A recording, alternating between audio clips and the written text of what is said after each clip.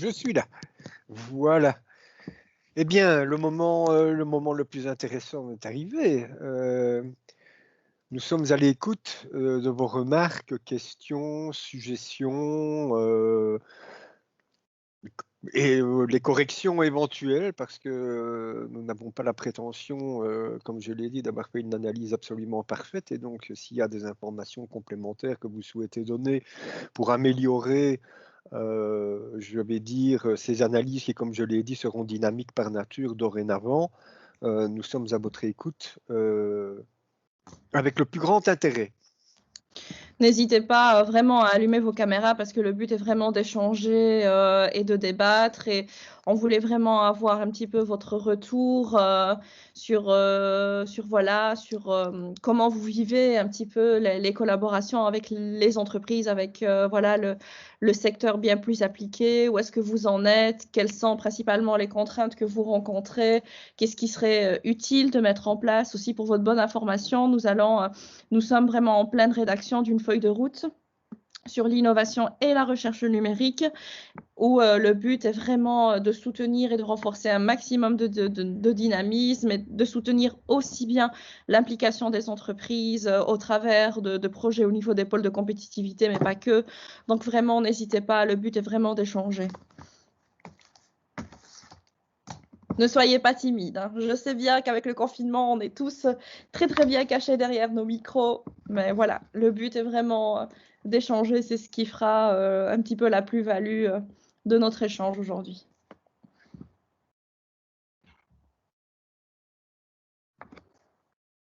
Gilda, est-ce qu'on prend la parole comme cela? Je serais intéressé par Oui, oui. D'abord, bonjour Renaud, je ne l'ai plus vu depuis très longtemps. Bonjour Pierre, comment vas-tu? Ça va très bien. Merci à Christian pour sa présentation. Je trouvais ça très, très intéressant et en tout cas super concret, super fondé. Moi, ma question, j'étais fort intéressé de découvrir l'étude que vous avez présentée sur la situation de l'intelligence artificielle, l'IoT, des partenaires, des secteurs et autres. Je n'ai pas entendu d'informations sur le niveau de maturité des clients, des entreprises par rapport au sujet. Et je pense qu'avant de démarrer un projet de IA ou d'IoT, il faut que les patrons des entreprises se rendent compte de l'intérêt de le faire. Est-ce que vous avez des éléments à partager par rapport à cela? Oui, bien sûr.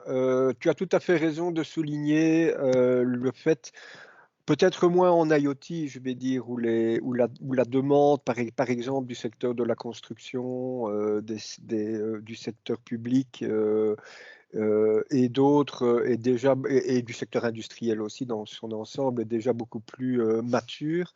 Au niveau de l'intelligence artificielle, on est encore un peu dans la problématique de l'œuf et de la poule.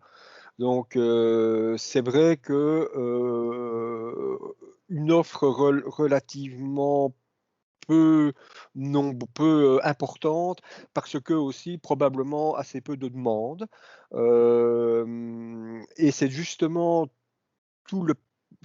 toute la raison d'être, d'abord de Digital Wallonia for AI, comme tu as vu, où nous allons jusqu'à accompagner des entreprises utilisatrices dans leurs usages de l'IA pour les faire démarrer, hein, et des initiatives comme le Trail, qui ont pour ambition de mettre à disposition des entreprises potentiellement demanderesses, des gens qui sont des experts IA issus des milieux de la recherche et qui peuvent établir ce pont. Donc oui, clairement, c'est une problématique importante. On est en plein, je vais dire, on est en pleine phase d'amorçage de la pompe. Donc, si tu regardes par exemple le tremplin IA, hein, qui est le programme de mise en place de POC, c'est quand même 2 fois 36 projets qui ont été sélectionnés. Donc, ça fait déjà 72 POC potentiels. Alors, ils ne vont pas tous aboutir, ils ne vont pas tous donner lieu à une commercialisation, mais c'est c'est un élément important pour amorcer la pompe.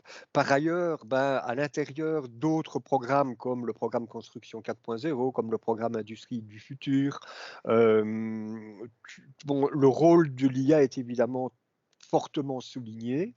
Et autre élément d'importance, il y a les deux démonstrateurs, le démonstrateur industrie du futur d'une part et le démonstrateur construction 4.0 de l'autre, qui sont capables de faire du proof of concept et de la formation opérateur.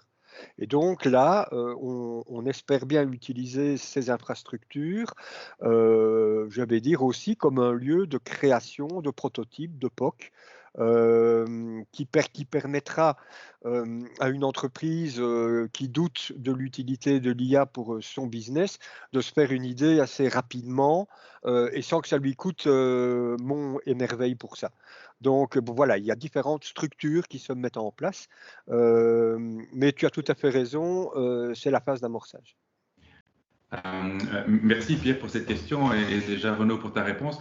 Et je confirme le fait ou le constat que les managers et les dirigeants d'entreprise aujourd'hui soit ne sont pas au courant de ce que l'intelligence artificielle peut faire pour eux, soit ils ont une vague idée mais ils ont peur d'y aller parce qu'ils se disent je vais rentrer un méga projet IT dans mon entreprise et pour le moment on n'a pas le temps et on n'a pas le budget. Moi, dans mon rôle précédent, j'étais responsable sales et marketing pour les PME chez Bipost. Et j'avais des data scientists et des business analysts qui optimisaient mes campagnes, qui optimisaient l'utilisation des ressources de mon contact center, etc. Et si à l'époque, on m'avait dit, en fait, ces business process qui existent, tu peux fondamentalement les améliorer avec des solutions d'intelligence artificielle qui existent déjà quelque part, on va les reconfigurer pour toi et je dirais enveloppe entre 30 et 50 000 euros et potentiellement 3 à 6 mois pour avoir des premiers résultats, je me suis dit, en fait, ça m'intéresse. Et je pense que la clé va être d'avoir un message en disant, sur des processus qui existent chez vous aujourd'hui, on peut mettre de l'intelligence artificielle à des budgets et des horizons relativement raisonnables et ça va déjà avoir un retour sur investissement. Je pense aussi que par rapport à toute la problématique de la maintenance prédictive dans des usines et dans des ateliers, mais je dis que si vous avez un message par rapport à ça, je ne pense pas qu'il y ait beaucoup de dirigeants ou de chefs de production qui vont vous dire « non, ça ne m'intéresse pas ». Si, ça les intéresse, mais ils n'ont pas aujourd'hui une bonne idée de la façon de se mettre en avant. Et quand je partage mon livre, c'est vraiment toujours le feedback que j'ai, et c'est le but du livre aussi, c'est « ah, je ne savais pas qu'on pouvait avancer comme ça, et je ne savais pas que ça pouvait m'aider déjà maintenant ». Donc je pense que c'est ça fondamentalement le job, quoi. En fait, c'est démystifier l'intelligence artificielle et dire en fait c'est une solution qui est dans l'évolution d'un certain nombre de choses que vous faites déjà aujourd'hui.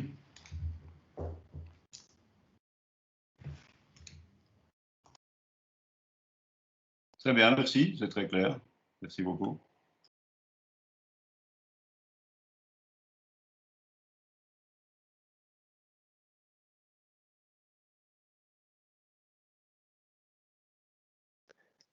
Y a-t-il d'autres questions, d'autres suggestions, d'autres propositions de coopération, que sais-je? Jetta, ton micro n'est pas ouvert. Ah, je vois un grand classique. Oh là là. Bonjour Sébastien. Bonjour à tous et merci beaucoup pour ces différentes présentations.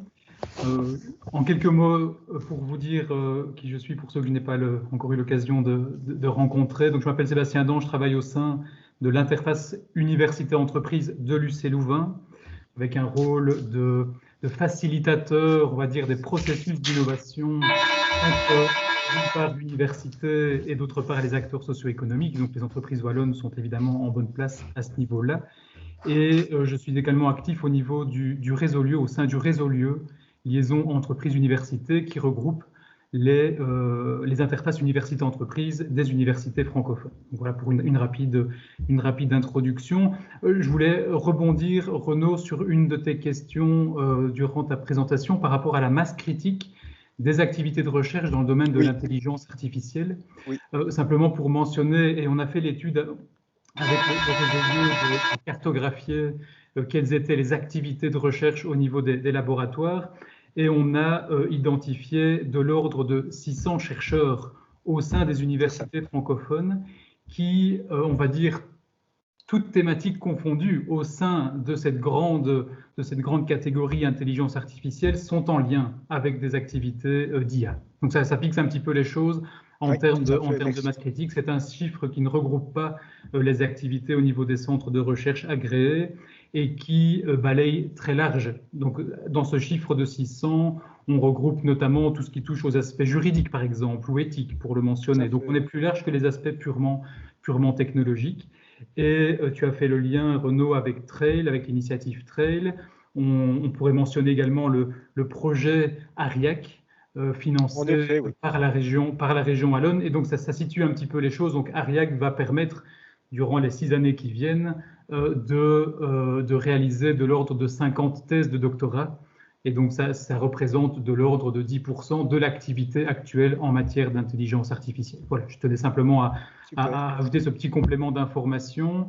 Et pour tout ce qui touche à l'IoT, on n'a pas encore fait l'exercice, mais ce serait intéressant. Ce serait intéressant de pouvoir finalement mieux quantifier quels sont les efforts recherche. On connaît bien les différents départements de recherche qui ont une activité forte dans le domaine de l'IoT, mais on n'a pas encore fait l'effort, je dirais, de mettre un chiffre en termes de masse critique au niveau de la recherche.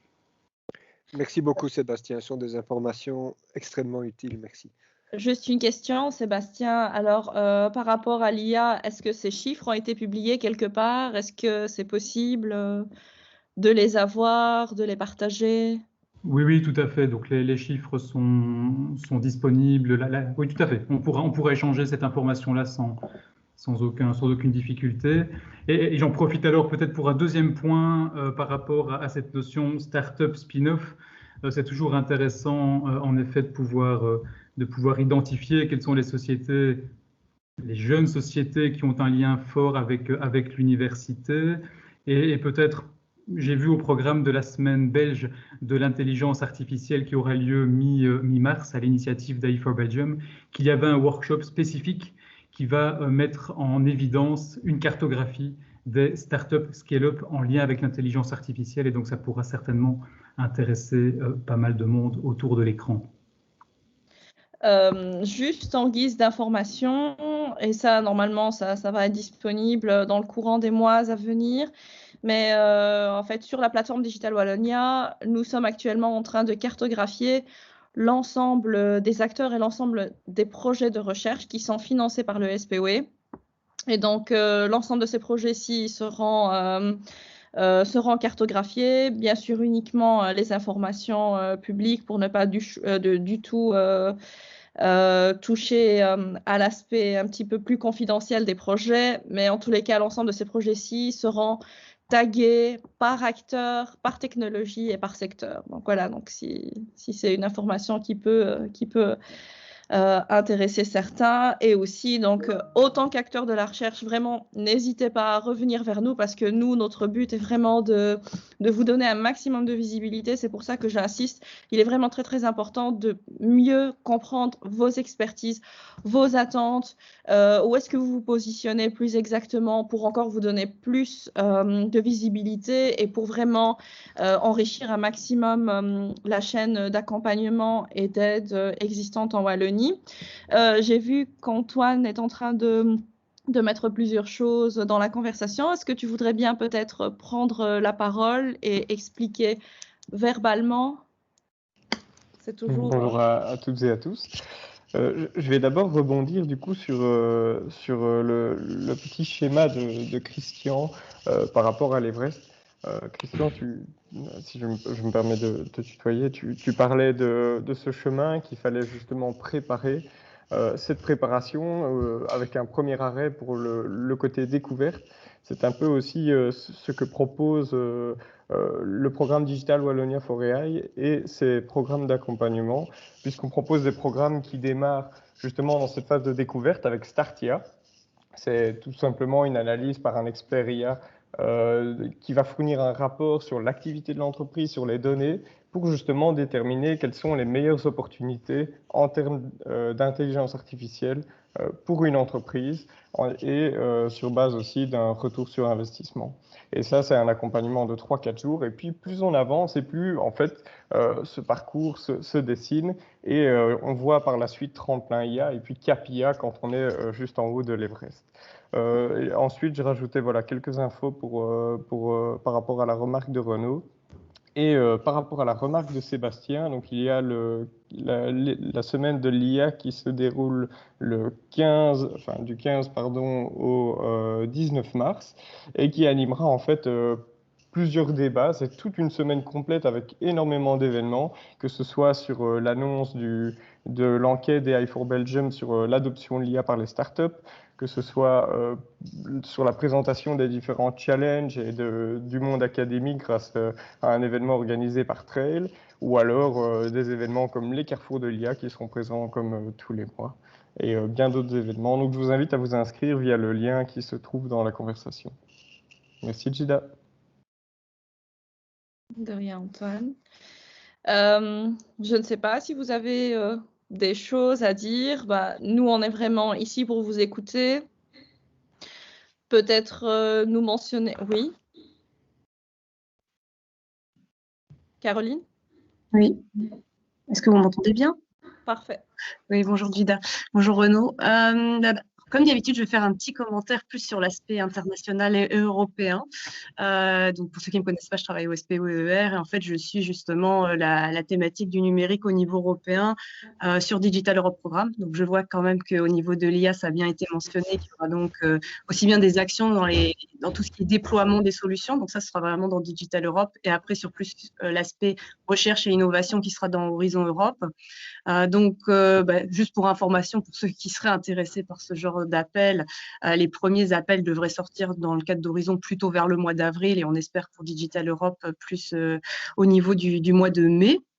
Et ce qui est, je pense, aussi intéressant, et là, peut-être que je dévie un petit peu de la thématique IA et IoT, mais il y a eu la notion de cybersécurité, enfin, ce domaine-là qui a été fortement cité en montrant un petit peu les lacunes qu'il peut y avoir au niveau wallon, au niveau de la valeur, enfin la chaîne de valeur, et voilà les différents éléments qui pourraient être intéressants entre ce que font d'une part les acteurs de la recherche et d'autre part plutôt les offreurs de solutions.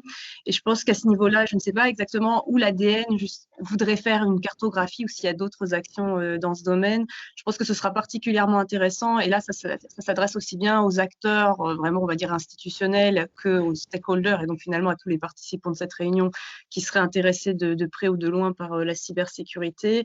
Mais au niveau européen, il y a donc des centres nationaux de coordination qui vont se mettre en place. On va en avoir donc un aussi au niveau belge. Et il y aura une communauté de la connaissance qui sera consultée sur tout ce qui est priorité et besoin dans le domaine de la cybersécurité, ce qui peut être aussi bien la cybersécurité, je ne sais pas, d'infrastructures vraiment critiques dans le domaine automobile, gestion des infrastructures, électricité, etc. Donc, il y a beaucoup de possibilités que vraiment des besoins au niveau industriel, cybersécurité, je sais pas, de transactions ou de la production, voilà, tout ce qui pourrait demander l'utilisation de cette technologie. Et donc, voilà, ça va se mettre en place dans les prochains mois. Et ça peut être particulièrement intéressant pour tous ceux qui sont intéressés en fait, de le faire savoir d'une façon ou d'une autre, peut-être via l'ADN aussi, pour qu'on puisse identifier au niveau wallon toutes les personnes qui seraient intéressées à prendre part finalement au développement d'une technologie qui a aussi été identifiée comme prioritaire au niveau européen, comme Renaud l'avait mentionné. Voilà, merci. Merci Caroline. Merci, on va faire attention à ça effectivement et on compte sur toi bien sûr pour nous alerter et inviter le drapeau dès que... N'hésite pas du tout à revenir vers nous, même si tu as peut-être un lien ou des documents actuellement, comme ça au moins on va relayer sur les réseaux sociaux et on va faire de la com. Merci beaucoup.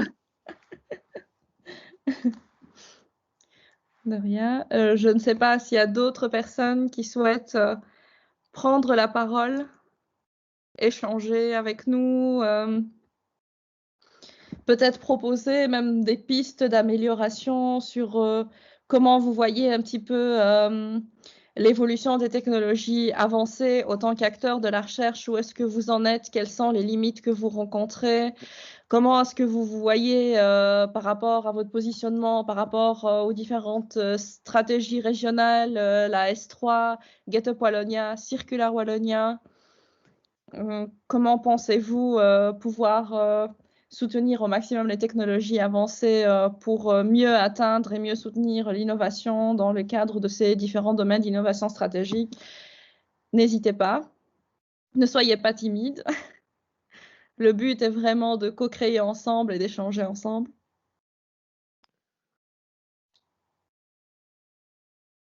Sinon, je vais prendre des personnes au hasard. Non, mais je veux dire, il y a déjà un point positif, c'est que aucun des exposés ne semble avoir trop choqué. Donc, c'est déjà ça. Ah, Donc, voilà Christophe? quelques. Oui. J'active ma caméra. Oui, bonjour à tous. Jean-Christophe Deprez ici du CETIC, donc directeur de la recherche et de l'innovation au CETIC. Moi, ma question, c'est, j'ai envie de dire, c'était l'appel de juin passé. Je pense qu'il y avait eu un engouement des pôles à mettre en avant le numérique et la plupart avaient notamment essayé de regarder à des aspects liés à tout ce qui est intelligence artificielle. Je me demandais si pour le moment êtes-vous en discussion avec les pôles pour voir un peu comment eux se profilent par rapport en 2021. Enfin bon, déjà on est un peu fort tard en 2021 puisque en fait finalement les appels de mars et de décembre sont déjà finalement bouclés. Il n'y a plus que celui de décembre qui serait à venir. J'ai cru comprendre que certains pôles avaient plutôt réfléchi sur la cybersécurité pour l'appel de décembre. Mais maintenant, en 2022, est-ce qu'il y a de nouveau une dynamique liée à l'IA qui est anticipée? Est-ce que vous avez déjà pu échanger avec eux pour essayer finalement de se préparer le plus en amont possible, notamment? Parce qu'en fait, ce qu'on remarque, c'est que le degré de maturité des propositions, des pôles des projets qu'on dépose au niveau des pôles de compétitivité, plus au niveau business, presque technologique, doivent atteindre une description du ROI crédible et bien ficelé, bien détaillé. Donc en fait, on est obligé de monter les projets de plus en plus tôt pour s'assurer que c'est potentiellement atteignable, sinon en fait on glisse. Et si en plus maintenant il y a de temps à autre des appels thématiques, ben finalement est-ce qu'on rate une opportunité ou pas, quoi. Donc voilà pourquoi j'essaye de voir un peu déjà comment vous discutez éventuellement de dynamique avec les pôles et le SPOE éventuellement sur d'autres appels, que ce soit les appels Win2Wall, d'autres appels, et notamment que ce soit l'IA ou l'IoT d'ailleurs, et puis qui finalement... Je ne sais pas si Antoine, parce que il est spécialisé en IA, je ne sais pas si Antoine veut ou peut clarifier déjà un point. Une première thématique, ou dynamique plutôt, qu'on a lancée avec l'Infopôle, c'est la création de business clubs, c'est-à-dire des lieux de formation pour les entreprises sur des thématiques bien particulières. Bon, ici, on parle de l'IA, mais plus précisément de domaines liés à l'IA. Et donc, ce serait vraiment des formateurs qui viendraient répondre à des questions et qui viendraient justement apporter de l'information complémentaire et bien spécifique autour d'une table et via l'Infopôle. C'est une première initiative qu'on souhaiterait lancer. Voilà, on n'a pas encore été très loin dans cette initiative. C'était une idée qui a été lancée il y a plus ou moins 2 mois de ça. Mais c'est tout ce que je peux dire par rapport à cette première initiative. Il y a également peut-être les grappes technologiques, c'est-à-dire des discussions informelles entre différents experts dans différents domaines de l'IA. Et c'est aussi un projet qui va même être lancé avant les business clubs. Et tout ça pour animer justement plutôt, on va dire, le côté réseau IA ici. Et donc, ce sera un peu une dynamique complémentaire à ces futurs business clubs qui devront, je suppose, voir le jour plutôt pour automne 2021. Alors, Oui, si je peux oui, rajouter... oui. Ah oui, Non, Oui, vas-y, Gilles, vas-y. Non, René. moi je voulais simplement dire, c'était bien l'idée du programme innovation numérique, donc mené pour le compte de Digital Wallonia par l'Infopôle au niveau des pôles de compétitivité. Alors pour répondre de manière tout à fait directe à ta question, est-ce qu'on est en contact, en négociation, en discussion avec l'ensemble des pôles dans le but de rendre plus matures les projets, plus matures numériquement, j'entends les projets qu'ils déposent, pas de manière formelle. Et pour être tout à fait objectif, avec certains pôles plus que d'autres. Ok. Donc ça se passe en général, je vais dire en face-to-face ou bien alors en tri-face, hein, parfois avec 2 pôles, 3 pôles. Mais c'est vrai que voilà, certains pôles sont plus naturellement enclins à la collaboration numérique avec Digital Wallonia que d'autres. La plupart d'entre eux le sont d'ailleurs. Mais il n'y a pas de structure formelle. C'est quelque chose, et là, je profite de la présence de Caroline parmi nous, qu'il faut, et de Sandrine Coabion aussi, hein, qui représente le cabinet aujourd'hui. Le cabinet a un responsable pôle de compétitivité, une d'ailleurs, je pense. Voilà une de ses missions, donc peut-être que Sandrine peut en dire plus, ou impulser une dynamique allant dans ce sens de manière plus formelle. Je ne sais pas si Sandrine est encore là parce qu'elle m'avait écrit. Je l'ai vu entrer, mais je ne l'ai pas vu sortir. Mais je n'ai. Oui, moi aussi, j'essaye de voir. C'était peut-être pendant la Je ne sais pas si elle est toujours là, mais juste pour dire encore un dernier petit mot par rapport à l'innovation numérique. Donc, en fait, le programme innovation numérique a été créé en 2019. Donc, jusqu'ici, il avait été porté par l'Infopôle. Et donc, l'Infopôle avait vraiment pour but de faciliter au maximum les échanges avec les pôles de compétitivité. Et c'est vrai que jusqu'ici, les actions que l'Infopôle avait menées étaient avant tout destinées à leurs membres. Donc, ils ont vraiment essayé de faciliter au maximum la montée de différents projets au niveau des pôles de compétitivité, voilà, d'accompagner l'ensemble des entreprises, de les aider à monter leurs projets et pas que au niveau des pôles de compétitivité, mais aussi à monter des projets à l'échelle de l'Europe. Mais voilà, donc c'est pour ça qu'on veut vraiment donner une nouvelle dimension à ce programme et aussi inclure au maximum la dimension recherche parce que jusqu'ici, on distinguait l'innovation et la recherche, alors que finalement, tout se combine parfaitement.